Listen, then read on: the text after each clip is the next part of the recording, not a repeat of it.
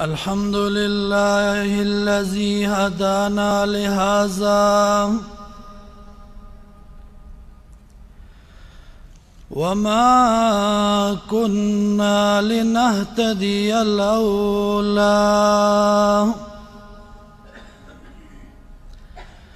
لولا أن هدانا الله والصلاة والسلام على سيد الرسل وخاتم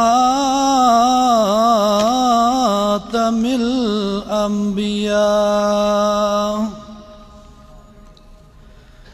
أما بعد فأعوذ بالله من الشيطان الرجيم بسم الله الرحمن الرحيم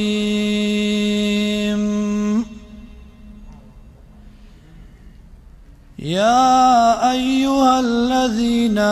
آمنوا ادخلوا في السلم كافة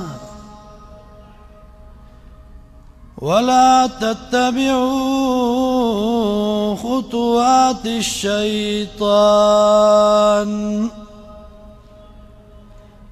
إنه لكم عدو مبين وقال النبي صلى الله عليه وسلم تركت فيكم أمرين لن تضلوا ما تمسكتم بهما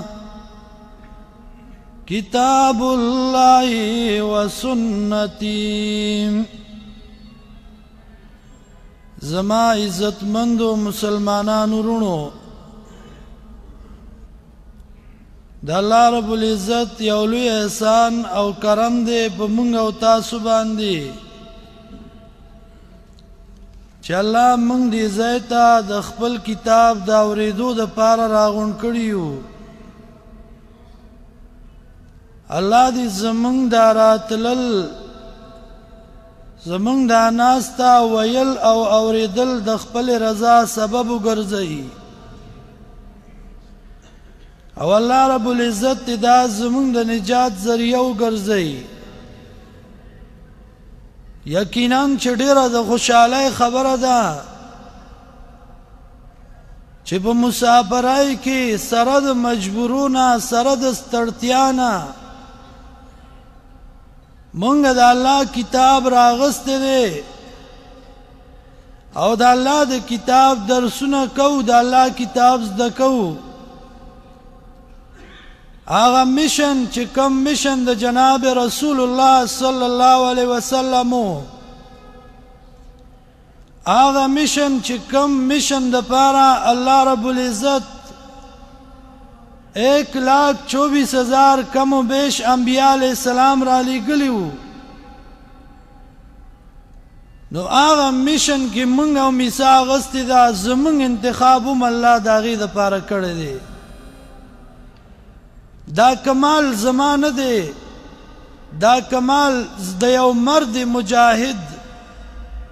چې هغه د زمینداري کورنۍ نه و چې هغه ویلي و ان آثارنا تدل علینا فانظروا بعدنا الى الاثار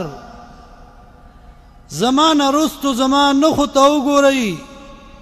زمان نخې به په ما باندې دلالت کوي. نبی علیہ الصلوۃ والسلام چاته غوړه ویلي دي خیرکم من تعلم القرآن وعلمه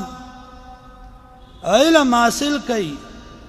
غوړه ستاسو نه هغه څوک دی چې قرآن زده کوي او بل ته ښیي. نو د دې نه غوره بل نشته په عالم کې رونو دا غوروالی دی او علم چې دی نو دا ژوند دی ژوند اگر که سړی مړ شي خو دا علم دا ژوند دی. جهالت چې دی ناپوهي چې دا نو دا مرګ دی اگر که سړی ژوندی ځکه یو سالک وایي اخو العلم خالدا بعد موته وأوصاله تحت التراب رميم وذو الجعل ميت وهو ماش على الثرى يظن بها الأحياء وهو أديم علم والا جوان دے دے اگر کدے د خاورو دلاندې دے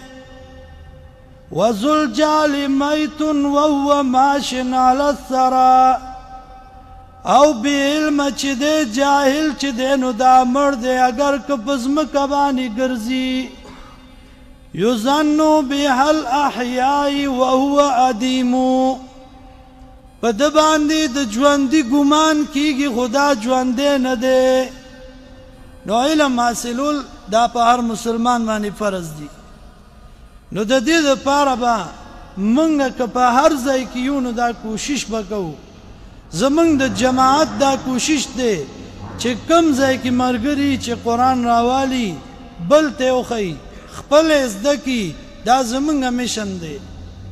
او امن چې دی په قرآن راځي امن په بل څه نه راځي